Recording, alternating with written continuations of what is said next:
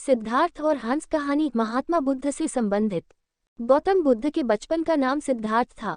सिद्धार्थ नाम का अर्थ होता है वह जिसने अपने सभी इच्छाओं को पूरा किया।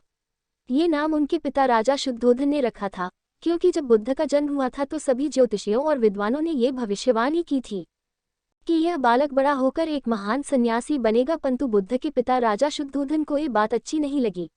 वे अपने पुत्र को एक महान राजा के रूप में देखना चाहते थे, न कि एक सन्यासी। वे नहीं चाहते थे कि उनका पुत्र फकीरों का जीवन जिए, इसलिए सिद्धार्थ के रहने की व्यवस्था विलासिता से पूर्ण की गई।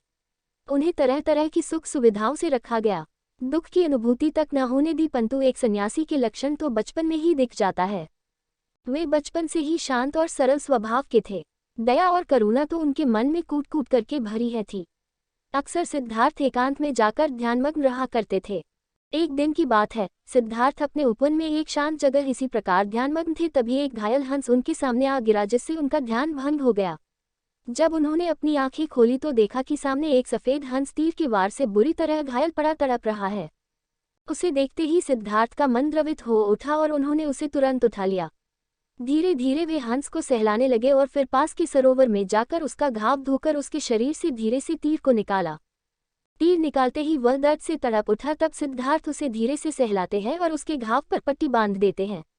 उसी समय एक ओर से कुछ शोर होता है और उधर से उनका चचेरा भाई देवदत्त आता हुआ दिखाई दे। सिद्धार्थ के हाथ में वह हंस देखकर बहुत खुश होता है और हंस लेने के लिए सिद्धार्थ के पास दौड़कर आ धमकता है। देवदत्त, सिद्धार्थ, ये हंस तुम्हारे पास है और मैं इसे कब से इधर उधर ढूंढ रहा था।